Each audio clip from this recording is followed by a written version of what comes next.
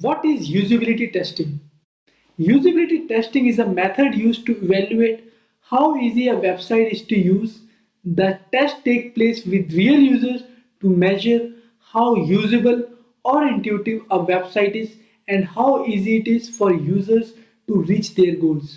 Usability testing एक method है जिसके थ्रू हम इवेल्युएट कर पाते हैं कि हमारी वेबसाइट कितनी सिंपल है, कितनी इजी टू यूज है। यूजिबिलिटी टेस्टिंग हम अपने रियल यूजर्स के साथ करते हैं जिसमें हम मेजर कर पाते हैं कि ये कितना यूजेबल है, कितना इंट्यूटिव है, कितना सिंपल और कितना इजी है हमारे यूजर्स के लिए अपने गोल को अचीव करना। आइए एक एग्जांपल से समझते हैं। मेघा एक यूजर है जो कि फेसबुक पे ब्राउजिंग कर रही है। उसने ऐड में एक फोटो फिल्टर ऐप देखी, उसको देख के उसने डाउनलोड कर लिया, पर कुछ ही सेकंड में मेघा ने उस ऐप को अपने फोन से डिलीट कर दिया। आप भी शायद कुछ ऐसा ही करते होंगे। आप ब्राउजिंग करते समय काफी सारी ऐप डाउनलोड कर लेते हो, मगर कुछ ही सेकंड्स में आप उस ऐप को डिलीट भी कर देते हो।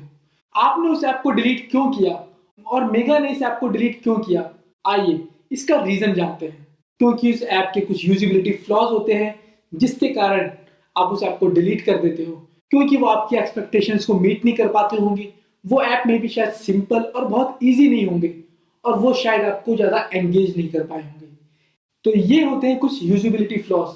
अगर उस प्रोडक्ट ने अपने ऐप को टेस्ट करते समय यूजिबिलिटी टेस्टिंग करी होती तो उन प्रोडक्ट को ये इश्यूज, ये चैलेंजेस नहीं फेस करने पड़ते। इसीलिए जब हम कोई भी प्रोडक्ट बनाते हैं तो हम उसको अपने रियल यूजर्स के साथ उसको टेस्ट करते हैं। क्या वो प्रोडक्ट सिंपल है या नहीं, क्या वो इजी टू यूज है हमारे यूजर्स के लिए, क्या वो यूजर को एंगेज कर पा रहा है, क्या यूजर अपने गोल को इजीली अचीव कर पा रहा है।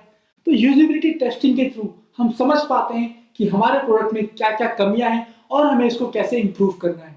हमें यूजिबिलिटी टेस्टिंग कब कब करनी चाहिए? हम यूजिबिलिटी टेस्टिंग डिजाइन के हर फेज में करते हैं।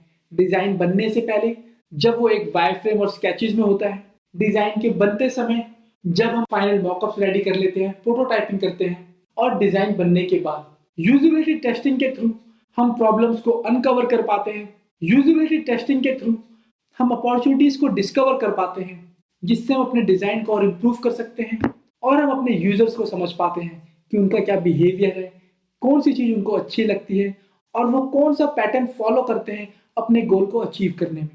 यूजिबिलिटी टेस्टिंग करते समय हम अपने पार्टिसिपेंट को एक टास्क देते हैं जिस टास्क को उसको अचीव करना होता है।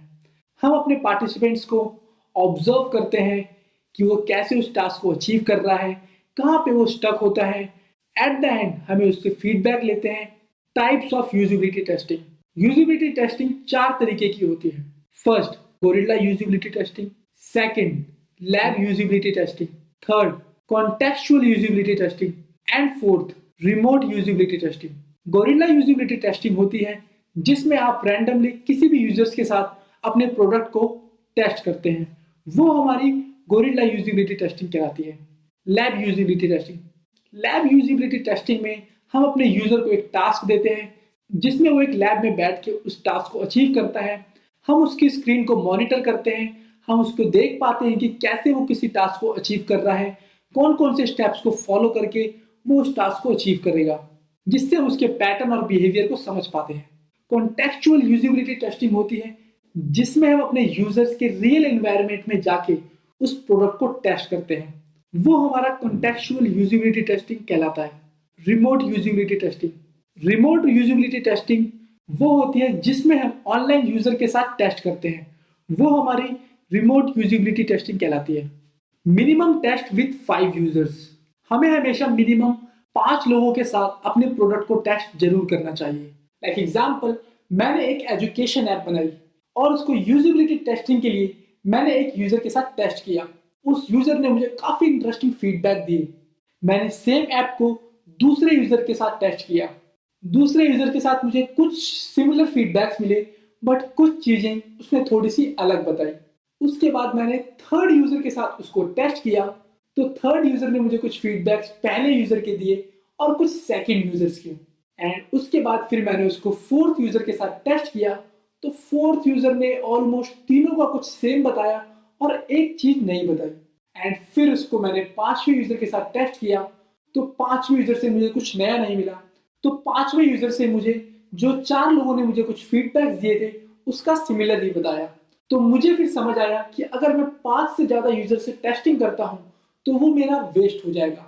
तो उसके बाद मुझे जो भी 5 यूजर से कुछ फीडबैक्स मिले थे, मैंने उसको अपने यूजर इंटरफेस डिजाइन में चेंज किया, आइट्रेट किया, मैंने उसको इम्प्रूव किया और फिर से अपने प्रोडक्ट को नए 5 यूजर के साथ टेस्ट किया और जो उनसे मुझे जो भी फीडबैक मिला, मैंने फिर से उसको आइट्रेट किया, अपने डिजाइन को और इम्प्रूव किया और फिर से मैंने अपने डिजाइन को और बेटर करके नए 5 लोगों से फिर से टेस्ट किया। तो ऐसा करते करते मैंने 4 फेजेस में 5 लोगों के अलग अलग ग्रुप के साथ मैंने अपने डिजाइन को टेस्ट किया और उसको इम्प्रूव किया। अगर मैं अपने एक ही प्रोडक्ट को 20 लोगों से टेस्ट करता तो सबके फीडबैक ऑलमोस्ट सेम आते, उससे मैं अपने प्रोडक्ट को और इम्प्रूव नहीं कर पाता। मगर मैंने 5-5 यूजर के ग्रुप में टेस्ट करके अपने डिजाइन को और इम्प्रूव कर पाया और अपने डिजाइन को और बेटर कर पाया। आप भी जब यूजिबिलिटी टेस्टिंग करते हैं तो आप भी ध्यान रखें, आप मिनिमम 5 यूजर्स के साथ उसको टेस्ट कर सकते हैं। जो भी आपको फीडबैक मिले उसको इम्प्रूव करें और फिर नए यूजर्स के साथ उसको टेस्ट करें। उससे आप अपनी डिजाइन को और बेटर कर पाएंगे और इम्प्रूव कर पाएंगे। 85% problem can be solved by testing with 5 users. Testing one better than nothing.